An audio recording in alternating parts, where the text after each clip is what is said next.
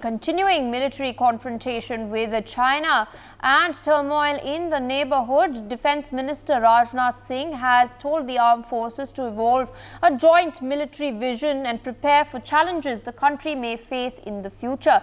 While addressing the Joint Commanders Conference in Lucknow, he stated that the Army, the Indian Air Force and the Navy should stay prepared to deal with the unexpected. He's also stressed on the need for a broader and deeper analysis by the top military leadership in view of the situation along the northern borders. Before I go across to a very special guest with us on the broadcast, let's in fact listen in to what the Defence Minister has said.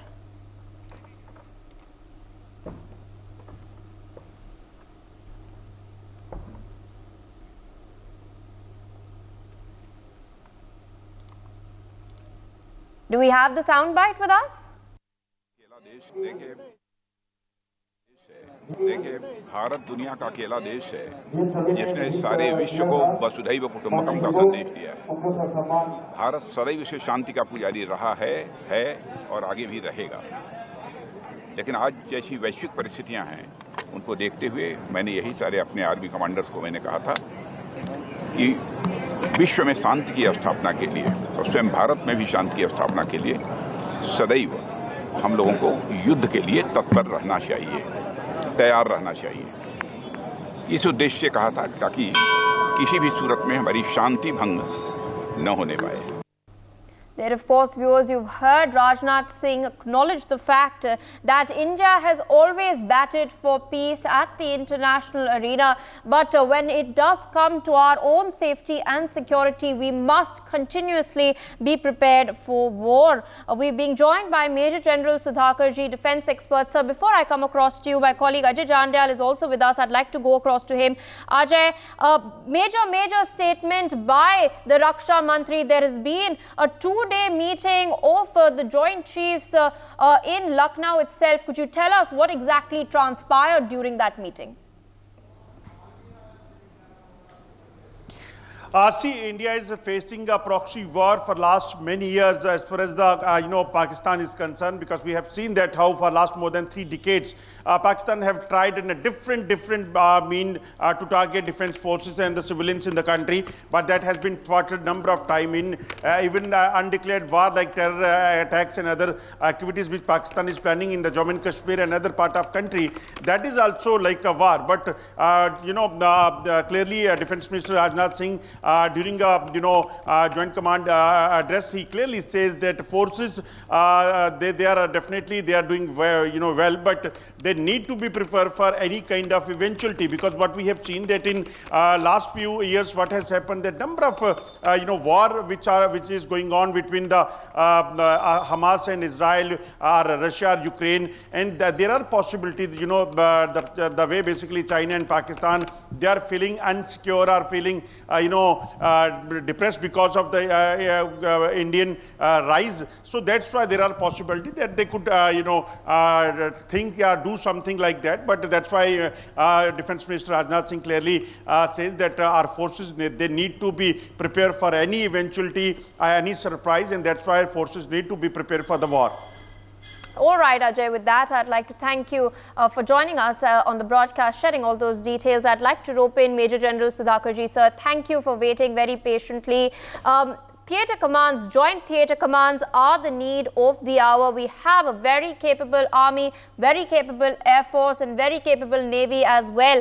The army and the air force have 7 commands each. The navy has 3. What do you think should and how do you think we should go about integrating these in order to ensure that coordination is seamless, especially when it comes to the warlike situations, considering the fact that India is always facing a tussle on its borders, whether with China or with Pakistan?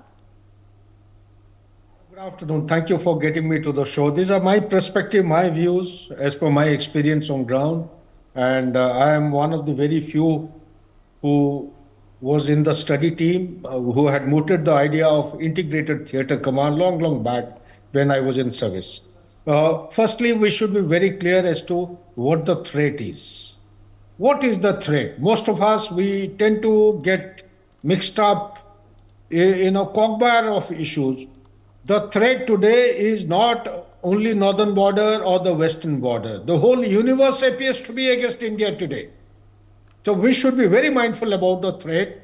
Based on the threat, the India needs to develop its, not only enhance its capability, but also we need to evolve ourselves structurally, organizationally, from the HR perspective, from the bank for the buck that we talk of, the money which is going into the system must give us the optimum dividend. So therefore, this has come a long way. I think we should appreciate and acknowledge and compliment the present ruling dispensation in the political hierarchy, that they have taken expeditious action and put things in place. Yes, I am fully conscious of the fact it's going to take time. But the most important thing is, how do we go about it? I must compliment you for raising the right question. You see, for me, identification of the threat, identification of the enemy, these are two very vital aspects. The enemy is no longer the only enemy which is going to come across the continental border. The enemy has started invading into our territory from the space. It is already invading us from electromagnetic spectrum. It is already attacking us by the cyber attack. So there is a new form of war in addition to that traditional thoughts that our mind goes to, air, land and sea. We have today the space threat. We have today the cyber threat. In addition, there is a new threat which is emerging. It is called as 6G warfare. Now, what is this 6G warfare? Let me just sound our people, our viewers, if they can understand. Way back in 1997, a book was written by two colonels of PLA, People's Liberation Army, on unrestricted and irregular warfare.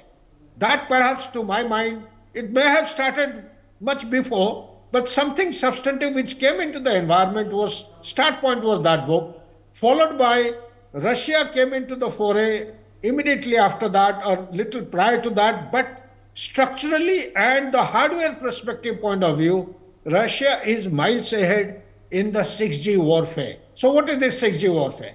Essentially, 6G warfare is dealing with those components which we do not find any mention anywhere in our air, land, sea, space, and the cyber. They essentially or centrally include components like epistemic threat. What is epistemic threat? Epistemic threat, for ease of understanding, let me give the example of Wikipedia. Wikipedia has become such a common platform of reference today. Anything given in Wikipedia is taken as a sacrosanct and binding. It is a gospel truth.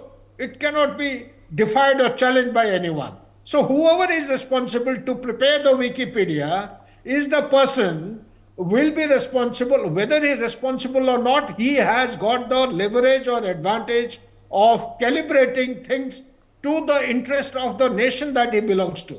Number two, what else is the epistemic? Epistemic is something like what happened in Bangladesh. You change the narrative by changing the foundational input of the information.